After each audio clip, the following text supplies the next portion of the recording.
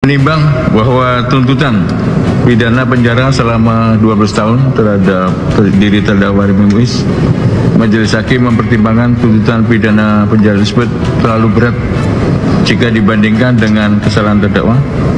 Mengadili, satu, menyatakan terdakwa Harvey Muiz terbukti secara sah dan meyakinkan bersalah melakukan tindak pidana korupsi yang dilakukan secara bersama-sama dan melakukan tindak pidana pencucian uang yang dilakukan secara bersama-sama sebagaimana dalam dakwaan ke-1 primer dan dakwaan ke-2 primer. 2, menjatuhkan pidana kepada terdakwa dengan pidana penjara selama 6 tahun dan 6 bulan dan denda sebesar 1 miliar rupiah dengan ketentuan apabila denda tersebut tidak dibayar akan diganti dengan pidana kurungan selama berapa tadi? 2 tahun. Bukan ini. Ya, 6 ya. Selama 6 bulan. Menghukum terdakwa untuk membayar uang pengganti kerugian keuangan negara sebesar 210 miliar rupiah dengan ketentuan jika terpidana tidak membayar uang pengganti selama paling lama 1 tahun setelah putusan pengadilan memperoleh kekuatan hukum tetap, maka harta bendanya dapat disita oleh jaksa dan dilelang untuk menutupi uang pengganti tersebut, dan apabila terpidana tidak mempunyai harta benda yang mencukupi untuk membayar uang pengganti tersebut, maka diganti dengan pidana penjara selama 2 tahun. Menetapkan masa penahanan yang telah jalani terdakwa dikurangkan seluruhnya dari pidana yang dijatuhkan. Memerintahkan terdakwa tetap berada dalam tahanan ya. Kemudian mengenai barang bukti ya, kita konform, kita sama dengan penuntut umum ya semuanya. Kemudian membebankan kepada terdakwa untuk membayar biaya perkara sebesar Rp7.500. Ya, itu untuk terdakwa Harvey Muiz. Silakan duduk.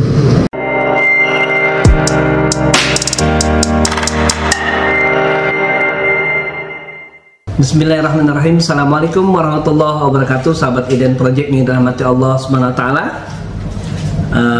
Ada sebuah berita di liputan6.com ya, dengan judul 4 strategi Anies berantas korupsi dan membuat jera koruptor. Jadi kami cukup merangkum beberapa poin yang disampaikan oleh Pak Anies Baswedan.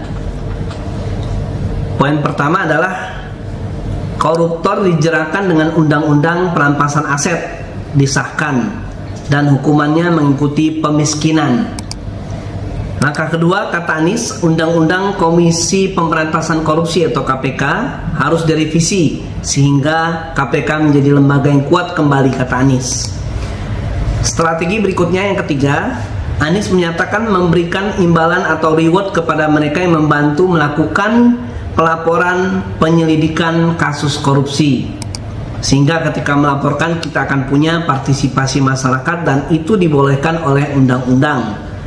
Dengan begitu bukan hanya aparat penegak hukum tapi seluruh rakyat ikut memerangi korupsi, tuturnya. Gerakan anti korupsi harus menjadi gerakan semesta yang melibatkan seluruh rakyat. Lalu yang terakhir, langkah keempat, kata Anies, tidak kalah penting, yaitu standar etika untuk pimpinan KPK harus standar yang tinggi. Kita akan saksikan penjelasannya. Ini, korupsi ada 3 sebab. Pertama, korup karena kebutuhan. Kedua, korup karena keserakahan. Dan ketiga, korup karena sistem. Korup karena kebutuhan, gajinya hanya bisa untuk dipakai hidup 20 hari. Maka 10 hari berikutnya mau makan apa? Ini obatnya bukan dengan dimiskinkan, udah lebih miskin lagi nanti. Ini obatnya adalah dipenuhi kebutuhannya. Sistem renumerasinya diperbaiki, sistem penggajian diperbaiki, sehingga korupsi karena kebutuhan bisa terselesaikan. Yang kedua, jenis korupsi karena keserakahan. Nah, kalau keserakahan ini ada batasnya. Keserakahan itu hanya bisa dihentikan, kalau tadi dihentikan lewat pemenuhan kebutuhan, kalau keserakahan dihentikan dengan rasa takut. Siapapun yang serakah, dia akan berhenti karena ada rasa takut. Rasa takut itu apa? Hukuman yang menjerakan. Dan salah satu jenis hukuman yang sangat menjerakan adalah dimiskinkan. Karena bagi koruptor, yang mereka nikmati itu hedonisme. Yang mereka nikmati itu adalah materialisme. Dan materialisme, hedonisme itu hilang ketika dimiskinkan. Tidak ada orang miskin hedon, tidak ada orang miskin yang materialis, tidak ada. Yang ketiga, karena sistem yang tadi saya sampaikan, sistem itu bagaimana aturan main itu seringkali ketat sekali, membuat orang tidak berani ambil keputusan. Jadi tiga hal itu punya solusi yang beda-beda. Satu dengan dipenuhi kebutuhannya, dua dengan diberikan hukuman yang menjerakan, yang ketiga dengan sistem yang dikoreksi. Koruptor dijeratkan dengan undang-undang perampasan aset disahkan dan hukumannya mengikuti pemiskinan. Satu. Yang kedua, yang tidak kalah penting, undang-undang KPK harus direvisi sehingga KPK menjadi lembaga yang kuat kembali.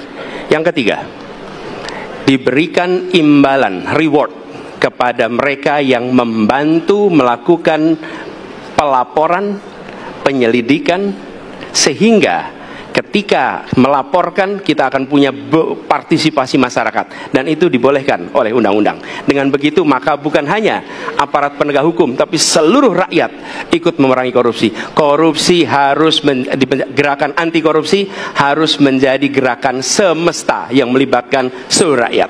Kemudian yang keempat, yang tidak kalah penting adalah standar etika untuk pimpinan KPK harus standar yang tinggi. Terima kasih. Baik. Ya, demikian sahabat Hidayah Project yang dirahmati Allah SWT, semoga bermanfaat. Assalamualaikum warahmatullahi wabarakatuh.